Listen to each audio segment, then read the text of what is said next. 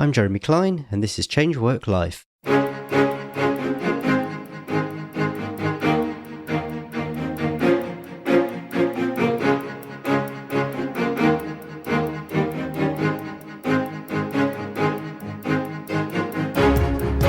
Hello and welcome to Change Work Life, the show that's all about beating the Sunday evening blues and enjoying Mondays again.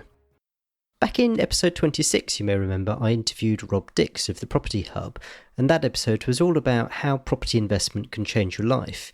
It was really an introduction into property investment and the different types of investing, and it's really worth going back and having a listen to that episode if you're interested in a general introduction to the subject. In this episode, I interview someone who really has used property investment to change their life. Martin Branham spent 23 years working at a FTSE 250 company before he decided to move full-time into property investment. In this interview, he tells us how he did it and, perhaps more importantly, why he did it. Here's the interview. Hello, Martin. Welcome to the show. Hi, Jeremy. Thank you very much. Martin, can you start by introducing yourself and telling us what you do, please? Yeah, sure. So I'm Martin Branham. I am now a professional property investor and developer. Okay, what does that mean? It means that I don't have a traditional job in the sense of being a salaried employee anymore, and I earn my living from investing in different types of property, be that rental properties or be that doing property development projects. So you said that you don't do that anymore. You don't have a salaried job anymore. What were you doing before you did this full time? I used to work for FTSE 250 food and drink business. I was a director there for the best part of 15 years. I finished that in the summer of 2016. I've been effectively self-employed for just over 3.5 years now. And so when did you start getting interested in property? I mean, when was your first investment? When I first started getting interested was probably over 20 years ago. I was in my probably mid-20s at the time, and I knew a number of people who had got second homes that they rented out. That seemed like a good idea that I explored, but for a whole host of different reasons, didn't invest into at that particular point in time. Regretted doing so. So as I saw these friends and colleagues who were earning good money from renting out properties, and those properties were growing in value and they were supplementing their core income from it, I felt like I'd missed out. And therefore, when a further opportunity came along about 14 years ago now, that's when my wife and I bought our first investment property. So that was in 2006. And from then we bought 9 more. And so we now have a portfolio of 10 properties that we rent out. Wow. So when you said that there were various reasons that stopped you from investing around about 2000, are you able to say what some of those were? The main one was my wife and I decided to get married. And we decided that saving for a wedding was more important and was a higher priority for our money than buying a second home. Whereas with 2020 hindsight, we could very easily have done both, because buying the second home would have been financially rewarding as opposed to financially draining. As the first step into the property investment market, it was a bit daunting for us, and we saw the risks. We thought at the time the risks outweighed the rewards. But having reflected on that a year or two later, the rewards would have far outweighed the risks. So that was the reason we made the choice at the time. And then we spent about 5 years wishing we'd made a different one. And so why didn't you make the choice again, if you like, within those 5 years? Why wait until 6 years later before making your first investment? Mainly opportunity, distraction with other things. And our first property investment was an opportunistic one as opposed to a strategically found one. And it took 5 years for that opportunity to come along. Once that opportunity had come along, from there we started approaching the investment market more strategically. But it took that first move to be an opportunistic one to get us going. So can you tell me a little bit more about that? I mean, what was the opportunity that came along? Why was it an opportunistic property, and how did that opportunity present itself? So the opportunity was, it was my wife's brother's house. He and his wife had just had a baby and had outgrown their first home and were looking to buy a bigger home for their family to grow into. The property that they owned at that time was very suitable to be rented out. My wife and I had some disposable income available at that time that enabled us to buy that house without taking out a mortgage. We agreed with my brother-in-law that we would buy his house and we'd rent it out. That gave him the security that he could then buy his next home without having to worry about the chain or the likelihood of their buyer letting them down or anything like that. So it worked well for them. It worked well for us because we know we were buying from a trustworthy source, and we knew we were buying in an area that we had some knowledge of. We kind of dipped our toe that way. And then after about a year of having that house, that then proved to us that it was as viable as we thought it was going to be. And so then we bought another one about a year later, and then the third one about a year after that. So when you bought the first one, did you at that stage think that you were going to start adding to your portfolio, or was it a case of, no, we'll just see what it's like? That stage, very much the latter. It was a bit of an experiment. It was a bit of it won't do any harm to top up the pension pot. At that time, we had, soon after my brother-in-law had his child, we had our first child. So we then thought, okay, well, so we've now got a house that we can pass on down to our daughter at some point in the future. At that point, we then had a second child, and so then we had a second house. We thought that's fair. They can have one each when they're older. At that stage, we hadn't thought much more than that.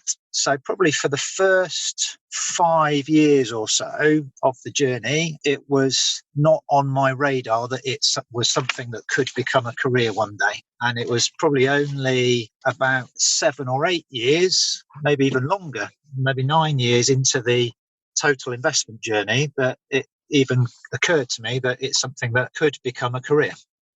Okay, so what did you think it was going to be beforehand? I mean, you didn't just buy one property. You said you bought one and then you bought another and then you bought another and ended up with quite a few.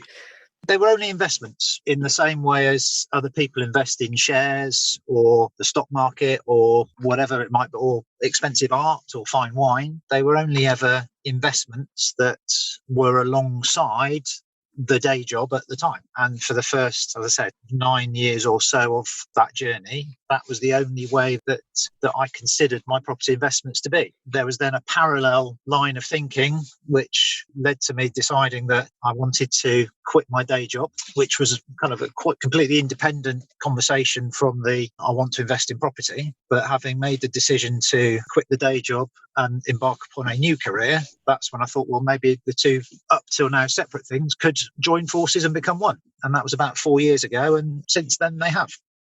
Just going back to what you were saying about just treating the properties as investments. People don't usually invest just for the sake of investing. They invest because they want that investment to do something for themselves in the future. So what was it that those properties were intended to do for you in the future? Was it effectively an alternative pension pot? It was a potential source of income to fund my children's education. It was a potential future pension pot, or it was a potential asset base that I could cash in at any point in time should the need arise for whatever reason that might be. Funding elderly relatives' healthcare, be it any of those other things that I've just mentioned. So I didn't start it with a particular goal of raising money for a particular purpose, but having made those initial first few investments that proved that the investment was a worthwhile one, I just carried on going because those opportunities were there to make the most of, with a view that there were a number of different potential future benefits for those investments, but no particular one was the goal at the outset. And without wishing to delve too deeply into very personal matters, how are you funding the purchases of these initial properties? You mentioned the first one was cash. Were you able to save up sufficient to buy the rest for cash, or were you refinancing? Or the first two were bought with equity from our residential home. We effectively remortgaged the residential home to raise equity to invest in rental properties. And then once we had two properties in the rental portfolio, we were then able to raise more equity by remortgaging the rental portfolio, just rolled on from there. And then as and when we'd saved up other money or other investments materialised, or I had a bonus at work or whatever it might have been, such that I had enough money to pay a deposit on another one, then I bought another one. You mentioned that in parallel you were starting to think about a career change, or at least leaving the career you were in without necessarily knowing at that point what you wanted to change to. What was giving light to that feeling? So I worked for the same organisation in the end for 23 years, albeit I had done 19 different job roles in those 23 years. Probably after 18 or so years, it became apparent that wasn't going to last forever. I had a life cycle in that organisation, and at some point I would come to the end of that life cycle. That's just the way it was. At that time, I couldn't predict when that was going to be. The nature of the role that I was doing back in 2015, that particular role came to an end. I then had the opportunity to stay for a further 9 months, which took me into 2016. And at that point, that was just the natural end of my life cycle in that organisation. And I had the opportunity to leave, and it just felt the right time to try and do something else after 23 years. Yeah, right. So was this a redundancy situation, or was it not quite so sort of stark as that? Exactly that. Yeah. So it was so the job that I was doing became redundant, but that was from my point of view, a very positive opportunity rather than something that I was daunted or had any negative feeling about. So at the time, what were you considering changing to? Was it only property, or had you had a few other ideas? At that time, my only kind of criteria or objective was to try and do something that was different from what I'd done from the previous 23 years, because I thought if I've got the opportunity to do something else, I want to try something new rather than do the same as I've always done.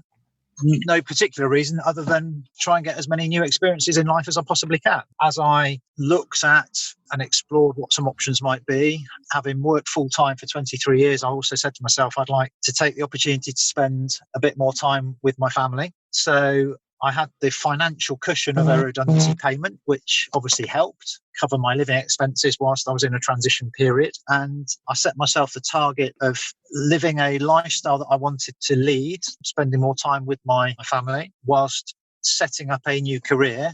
I set myself a target of 12 months to make that work. And if it didn't work out in 12 months, then I'd start applying for full-time jobs again. Fortunately, in those 12 months, it did work out. And as I said, 3.5 years later, I'm still going.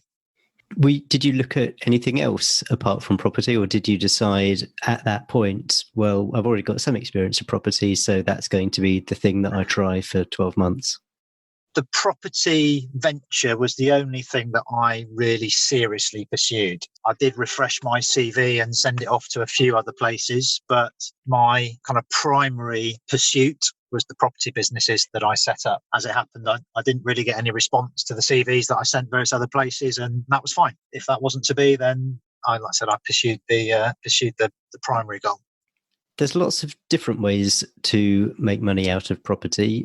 Up until that point, you had been doing I suppose, what you might call the bog standard buy-to-let. What route did you decide that you were going to follow from this point on, and why? I probably had 3 realistic options. So I had a pot of money that I had available to invest. Option 1 was to just do more of what I'd done before. So with that pot of money, I could have bought more rental properties and carried on doing the same kind of thing, which would have been fine. I knew what I was doing, but I decided I wanted to actually spread my investment risk and do something a bit different.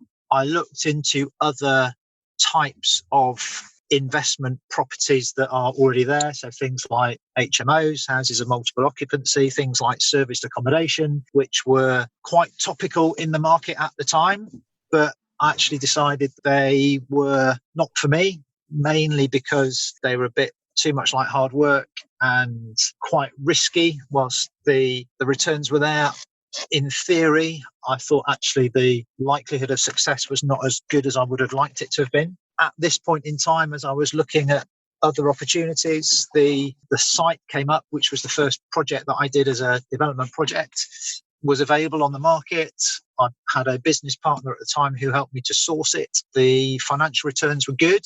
It was a bit different from what I'd done before. It was a progression into the property investment market, and it's something that I thought could be a bit fun. It was a gamble, but it was a calculated one. It's one from which I got some personal development and some experience. So yeah, I took a leap of faith and went for it.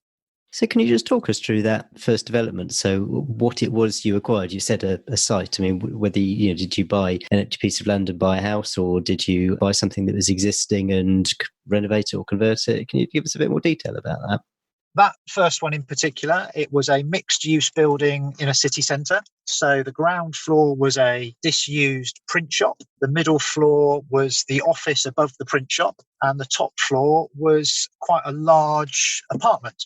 So it was owned by one individual who, I guess, he ran his business from there and operated a business from there and lived above the shop. It was sold with the potential to get planning permission to convert into flats. I acquired the site subject to getting that planning permission, which was to convert it into 9 apartments. I hired a builder who did the work for me, the block as 9 apartments 9 months later.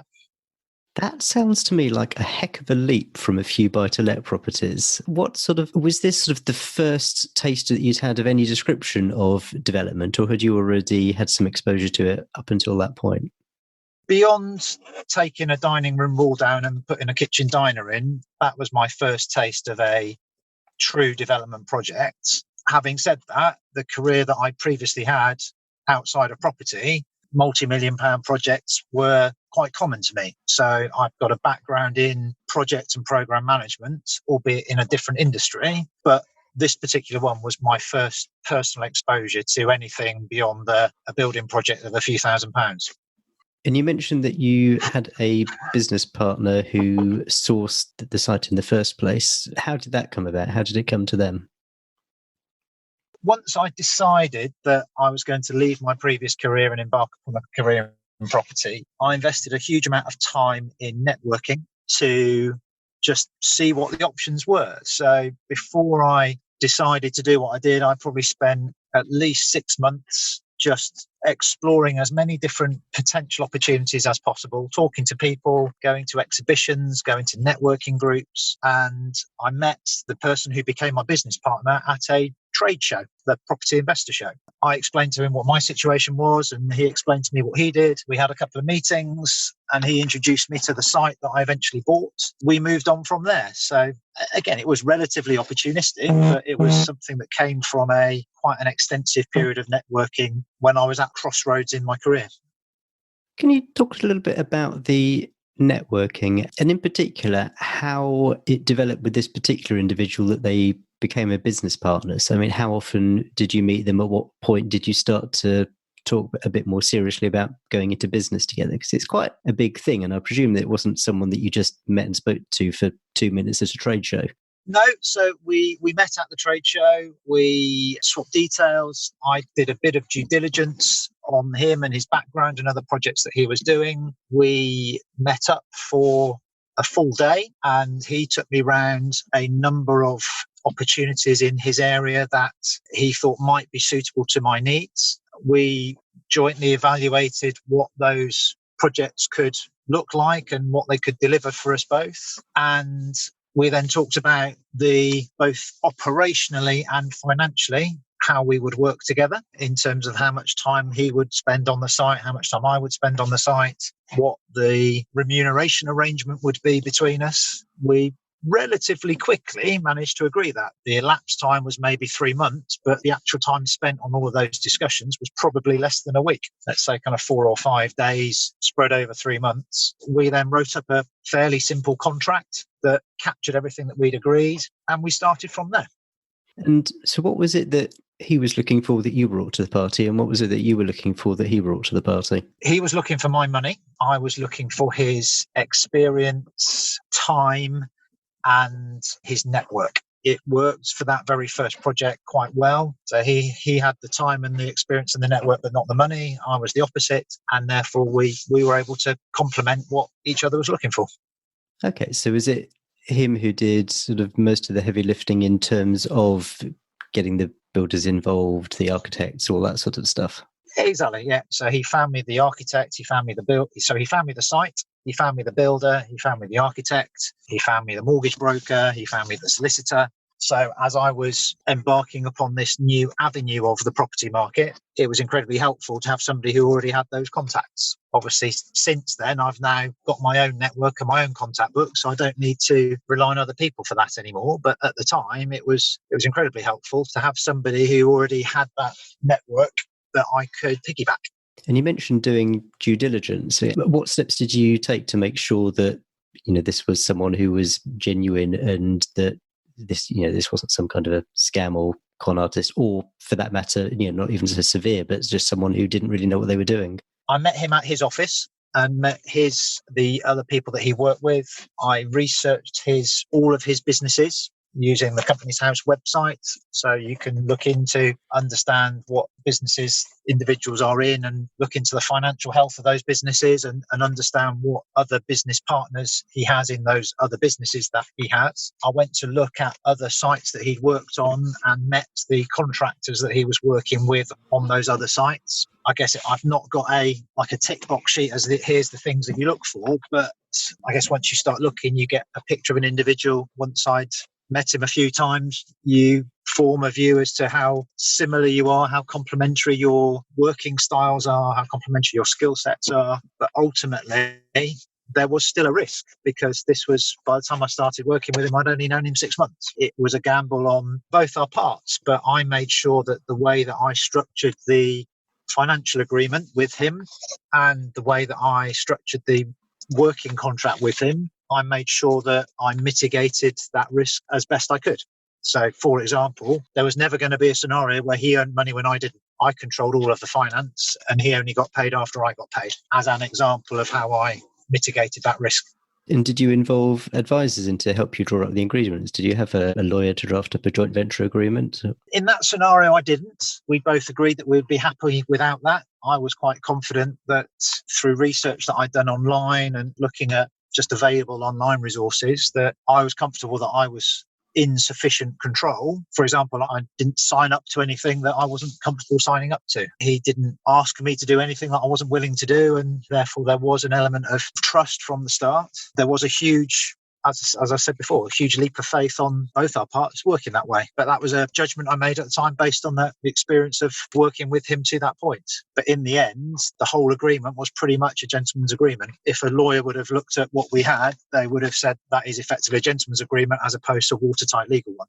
And how did the actual process and the development go? Because I'm guessing that it wasn't entirely hitch-free, because I don't think these things ever are. The physical work was pretty straightforward. We had a very good architect that did a very good set of plans that we gave to a builder who basically built what the architect put on the plans. So that was relatively straightforward.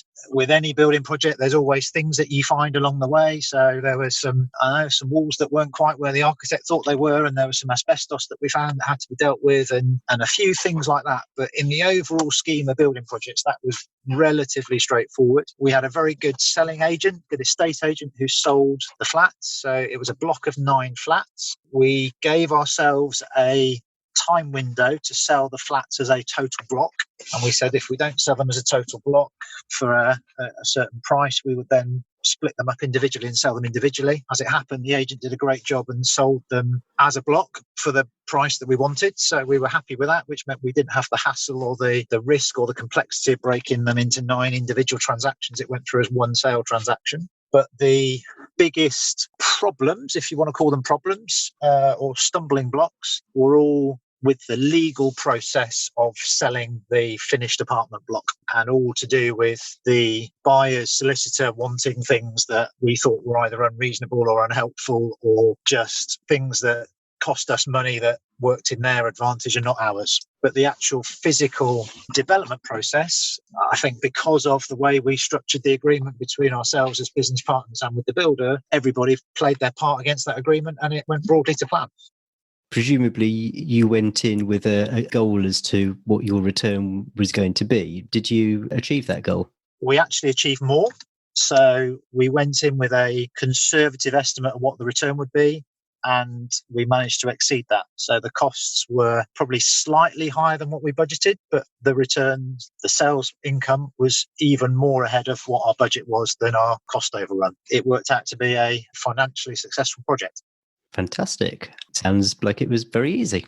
Not sure I'd use the word easy, but successful. I think as I said, it was a 9-month project. And as a first project to do, through a mixture of good planning and admittedly some good fortune, it went better than was planned, which was brilliant because that then gave me the confidence, the financial position and the experience to then move on to the next one. And so since then, have you been doing much of the same thing? Similar, yeah. So that was a conversion of an existing building from mixed use into residential. The next project that I've moved on to, which has taken up almost all of my time since, was a new build project where we built a plot of land and we've built some houses on, which I've done with a different business partner, drawing from the experience of the first project. So slightly different building team, different investment partner, and but a bigger project that's had different types of risk, but different level of reward at the same time. And is that project now been completed?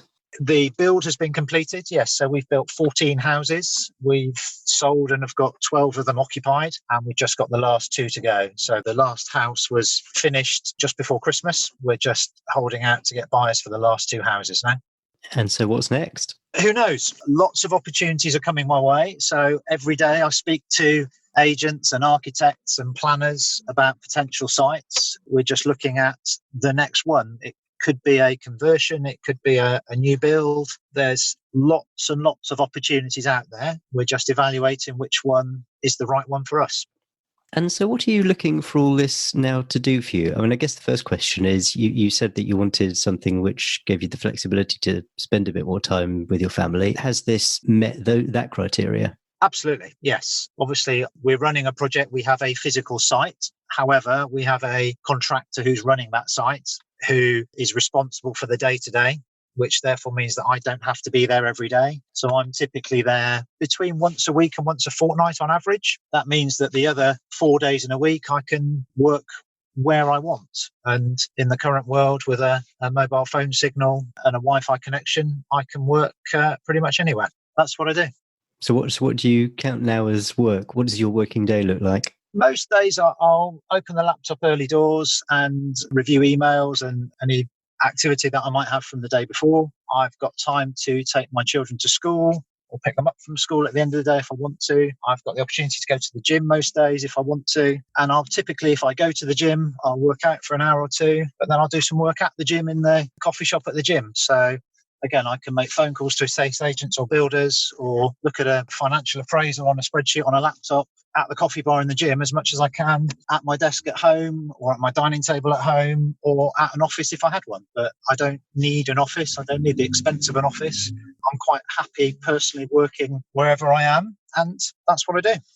Where do you see this going? I mean, you mentioned that you've got 2 deals which are successfully under your belt. So are you looking to increase the number of deals, or what are you looking to do next? Yeah, carry on going as I am. We're in a situation financially where I need to do another project or 2 to keep topping up the income over the next few years, but 1 or 2 will be fine. So I don't want to take on 20 projects and create a business that I can float on the stock exchange. I just want to do it to have enough money to cover my living expenses. There'll be another project that follows the one that we're just finishing. There'll probably be one after that. And if I can carry on doing for the next 4 or 5 years what I've done for the last 3 or 4 years, then that is absolutely what I would love to be able to do.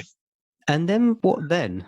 Who knows? I'll decide if in 5 or 6 years' time, my children will be in a different place from where they are now in terms of their reliance on me, and both from a time and financial point of view. I'll be in a different place financially in terms of ability to access other investments that I have. I'll have the choice. I may carry on doing it because I enjoy it and because I want to. But if I don't want to, then I'll have the choice to stop. And who knows, I might do something else. I don't have a fixed target for 4 or 5 years' time, but on the basis of what I've done for the last 3 or 4 years has worked, I'll carry on doing it for as long as it does work.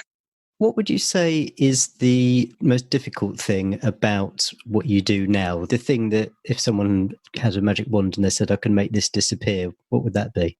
I suppose the most difficult thing about what I do is the uncertainty of the cash flow. So whilst you do a big property development project selling 9, 10, 15, 20 houses, if you do it right, it will be very lucrative. But from start to finish on my current project has been 3 years. So I've gone 3 years without having a regular monthly income of the nature that I had before when I was working for a FTSE 250 business in a senior role. So I think if I could have a crystal ball that told me exactly how much money I would earn every month and that would be the case, then that would certainly make the career that I have and the role that I now have less stressful. Anybody out there who might want to do this does need to be comfortable with that uncertainty and unpredictability of the cash flow. What does that uncertainty and predictability do to your behaviours? What effect does it have on your day-to-day as opposed to getting a monthly salary coming in? I'm not sure it does anything day to day that is different from what I would otherwise be. I think the benefit that I get from day to day of the lifestyle is far outweighs any impact of the financial situation. But undoubtedly, over the last 3 or 4 years, there have been some pinch points financially that have been stressful. I can't describe it any other way. So I have to make sure that I'm not 100% reliant on the income that I get from these projects, because there are times where the cash flow is not quite what you predicted it to be. If it takes a bit longer to sell a house and you don't get the money for 3 months longer than you think you would, then you've got to make sure you've got enough money to live for those 3 months. That requires careful planning, and it requires an ability to deal with that uncertainty. So presumably there's quite a lot more sort of budgeting and being disciplined with the money that comes in and out. So, it's very easy to see a slug, say, 6 months worth coming in at the start and being disciplined enough that you've got to make it last until you're expecting the next amount to come in. Absolutely. Yeah, absolutely. So prioritization is essential. And I'm very good at not allocating funds to different things and not spending on a property project money that is not allocated to that property project. I make sure I don't touch the sacrosanct money that is to put food on the table for the family for the next 2 years, for example. Absolutely. So if someone is in a position that you were in, that they've been in a job for a while, they really like it, or they want to try their hand at something different, and they're kind of interested in what you've been talking about, where does someone start? What's the first thing someone should do if this is an avenue that someone wants to explore? Be really clear on how much money they are willing to invest and how long they're willing to be without that money would be number one. So from a financial point of view. Secondly, be really clear what they want to get from it, whether that be a financial goal, be it an experiential goal, be it a lifestyle goal. I think be flexible about how they see themselves achieving those things. So you might think that the answer is to build a load of city centre apartments, but actually the better way of doing it might be to build something completely different or develop something else somewhere else. The answer isn't necessarily where you think it is, but have some parameters that you want to achieve. Be clear around those parameters, be clear around the financial commitment you're prepared to make. Talk to a whole load of people to get their ideas and experiences to how they might do it. And picking up on one of those points, the financial point, the being clear how much you want to invest and what long you want to invest for, I suppose putting it quite bluntly, is this a rich man's game? Is this the sort of the old cliche that you can only make money if you've got money in the first place? No, not at all. You can always access money. I've done it a certain way. I had an amount of money that was available to invest, but there are people who do it with no money. Obviously, the more you borrow, you need money. There's an old adage in property world, you need money, but it doesn't have to be your money. So there are plenty of people who make a career out of property just using other people's money. But obviously that has debt implications, it has risk implications, it has relationship implications. Everybody's situation is different. Where there's a will, there's a way, I suppose, is a good way of summing up that situation. Fantastic. Would you be up, Martin, for people getting in contact with you if they were interested in talking to you a bit more about this? Very happy to talk to people who might be thinking about doing the same thing that I've done, or might have an opportunity that we could work on together. Yes, very happy for people to be in touch. Happy to share my email address in the most appropriate way, if that's appropriate to anyone who might want to make the most of that opportunity. Yes. Brilliant. Okay. You can let me know once we're finished what's the best email address to contact you on, and I'll put a link to that in the show notes. Well, Martin, thank you very much. This has been really very, very interesting. So, yeah, thank you very much for your time. Brilliant. Appreciate it. Thank you, Jeremy. Cheers now. Okay, so I hope you enjoyed that interview with Martin Branham. I guess the first thing to say is that it's another great example of how it isn't necessary to have a salaried job in order to make a living and put food on the table. There's other options out there, and property investment, as Martin has shown, is one of them. Another thing I picked up from the interview was that Martin just started something. When he first made his first property investment, he wasn't sure where it was going to go. There's a lot said about making sure that you have goals and a strategy when it comes to property investment. And Martin mentioned that towards the end of the interview. But in this case, he didn't let that hold him up from taking that first action. He thought, okay, this is something that I know that it's going to be good for me. I know that it's going to go somewhere. Not quite sure where it's going to go just yet, but I'm going to start. I'm going to take action. And sometimes that's the most important thing to do. And as Martin's case demonstrates, just taking that one first step leads to opportunity. He said how he receives lots of opportunities from other people who want to work with him now, and he wouldn't have got that had he not taken that first step. So just taking that first step, taking that first action is just so important. As well as mentioning the need to have goals and knowing what you want to get out of property investment, Martin did mention that you should also build in a bit of flexibility about how you end up meeting that goal. You might have an idea that XYZ is the route to go, but in fact ABC might be the better option for you, and you don't really learn that until you've actually got in and had a go.